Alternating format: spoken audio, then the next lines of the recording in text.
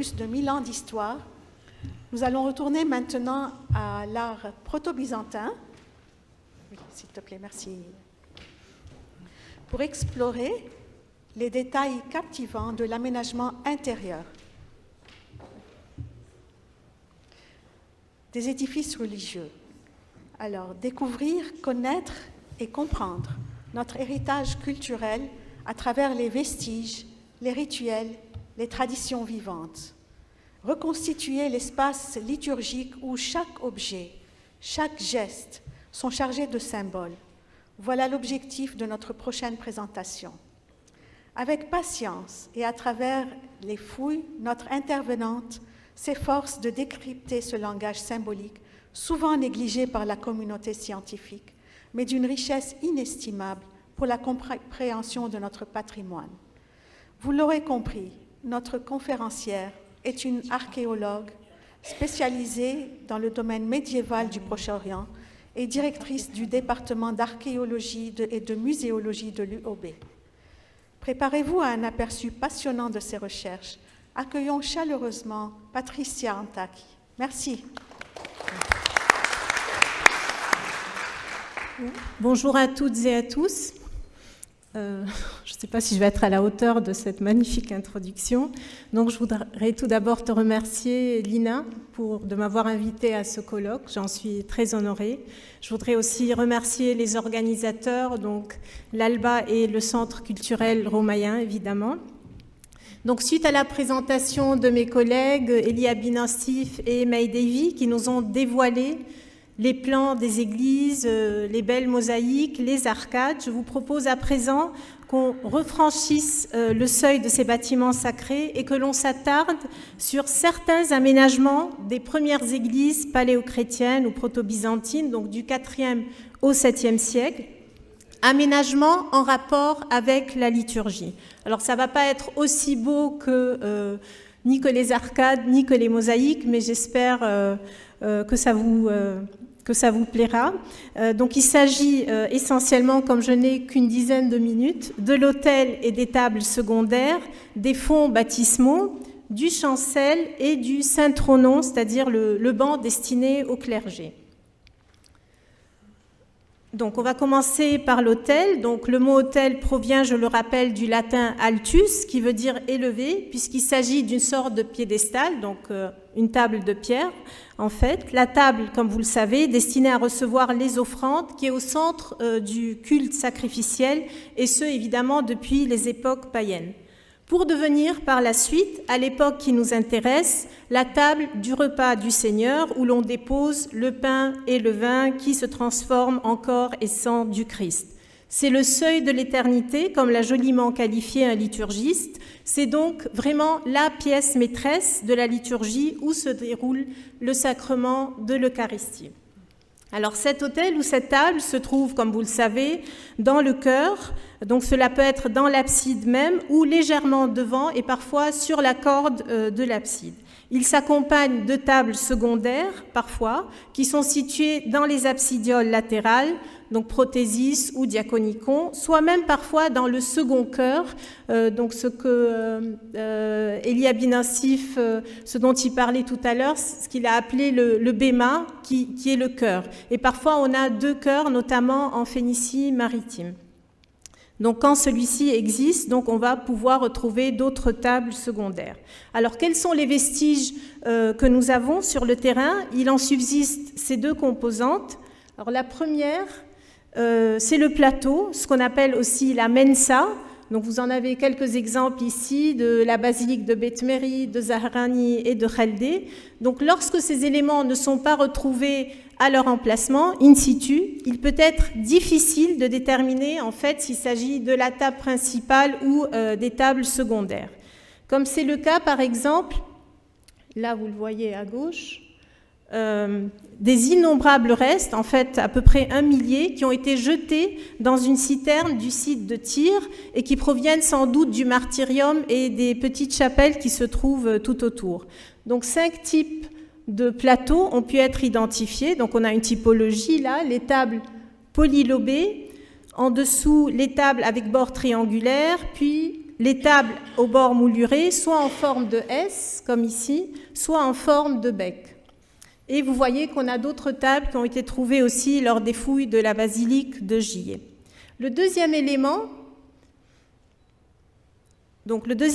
qui compose la table est le support qui est formé des colonnettes. Donc on a vu la table, on voit maintenant son support, généralement au nombre de 4 ou de 5, comme vous le voyez là sur cette magnifique mosaïque, ou parfois même de 6, comme on va le voir dans un instant.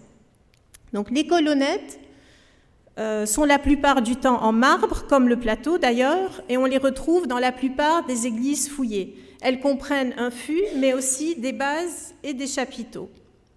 Alors les bases sont en général d'ordre ionique attique et comportent un socle surmonté de moulures, et les chapiteaux sont surmontés d'un abaque et sont gravés avec de beaux motifs végétaux qui sont normalement des feuilles de lotus ou d'acanthe. Il est intéressant de noter que ces pierres, en fait, ce sont des fragments donc, de colonnettes qu'on va retrouver sous un aspect pour le moins curieux, celui de pierres guérisseuses, qu'on appelle aussi des mahedel, que certains croyants utilisent encore dans certaines de nos églises pour se soulager de certains maux de dos, de rhumatisme, etc. Donc là, vous avez quelques spécimens et vous avez la carte de distribution de ces mahedel. Vous voyez qu'il y a une grande concentration au Liban Nord, en particulier dans le Koura. Et parfois, on va retrouver les bases de ces colonnettes qui peuvent prendre la forme d'une dalle, comme à Zahrani, ou alors on va retrouver les trous d'encastrement où vont venir se loger ces pieds, comme à Fara, où vous pouvez voir, je suis désolée pour la mauvaise résolution, qu'on a 6 trous d'encastrement, donc il y avait 6 colonnettes pour l'autel. Alors, le second mobilier liturgique que j'aborde est la cuve baptismale, qu'on appelle aussi de façon plus élégante les fonds baptismaux, n'est-ce pas, du latin fons, F-O-N-S, qui veut dire fontaine ou source, puisque la fontaine demeure symboliquement, évidemment, une source. Et c'est dans ces fonds que se déroulait le rite du baptême, par immersion ou par affusion, c'est-à-dire qu'on verse de l'eau sur la tête, qu'on appelle aussi infusion ou aspersion, baptême dont le but était, comme vous le savez, d'assurer le salut du catéchumène. À l'époque proto-byzantine, ce sacrement est administré soit dans un bâtiment indépendant, donc c'est le cas en particulier en Syrie dans le massif calcaire, soit dans une annexe de l'église, avec laquelle elle communique directement, soit à l'intérieur de la basilique, au sein de l'une des absidioles latérales. Au Liban, l'existence de ces baptistères est attestée à travers 2 éléments. Alors, le premier indice, c'est la cuve elle-même, la cuve monolithique, donc au cœur de mon propos, dont certains ont été mis au jour sur plusieurs sites, comme vous le voyez. Donc, vous avez celui de Fara, dont a parlé Elie tout à l'heure, donc qui se trouve en fait dans le petit temple qui est accolé au nord de la basilique, qui n'est pas très connue en fait, basilique du 5e siècle. À Yanou, ici donc, on en trouve une dans le collatéral sud de la basilique. À Zahrani, alors là on a pour le coup des cuves maçonnées. Donc vous voyez, on a dans une annexe sud de la basilique, vous avez ce qui reste des cuves, donc une en forme de fer à cheval et l'autre semi-circulaire. Et à Nabha, donc Nabha se trouve au nord-ouest de Baalbek, à une vingtaine de kilomètres au nord-ouest de Baalbek, dans une dépendance au nord de la basilique, dont vous avez les restes ici. On a retrouvé également une cuve. Les seconds indices qui font allusion au baptistère sont les inscriptions grecques que l'on trouve sur les tapis de mosaïque qui ornent les sols de ces pièces, même si cela s'éloigne un peu de mon propos, donc je vais les citer rapidement, il n'y en a que 2. Donc toujours dans la basilique de Zahrani, à l'endroit même où ont été exhumées les cuves, 2 inscriptions se réfèrent au diaconicon et au vestibule du diaconicon. Ce terme, qui veut dire littéralement la salle des diacres, fait ici directement allusion au baptistère. Et le second cas se trouve à Gier, où 2 inscriptions commémorent la pose de mosaïque de baptistère, l'une datée de 565, l'autre de 574, et étant donné l'absence de précision sur les contextes archéologiques, des mosaïques, il est difficile de savoir si les deux baptistères ont fonctionné simultanément ou si l'un a remplacé l'autre. On notera aussi que dans ces inscriptions, les baptistères sont nommés, dans ces deux derniers cas, photistérion, soit le lieu de l'illumination, belle expression que l'on retrouve d'ailleurs chez Jean Chrysostome, où les candidats au baptême sont couramment appelés ceux qui vont être illuminés.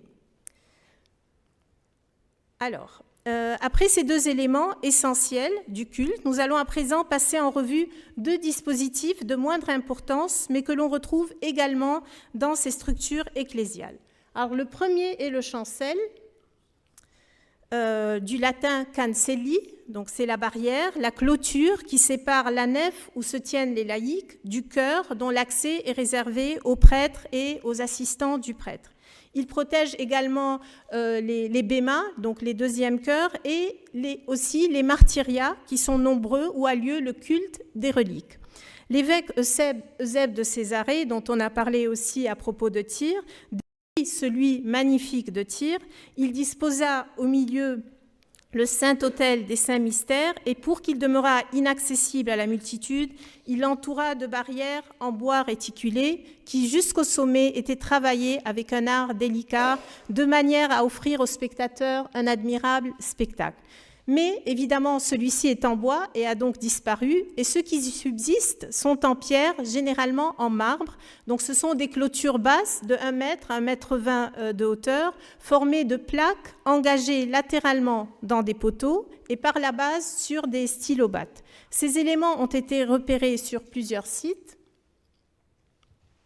Donc les plaques d'une épaisseur d'environ 6 cm, c'est important parce que parfois il y a les mêmes plaques avec les mêmes décors qui sont plus épais et qui ne sont donc pas des plaques de chancel.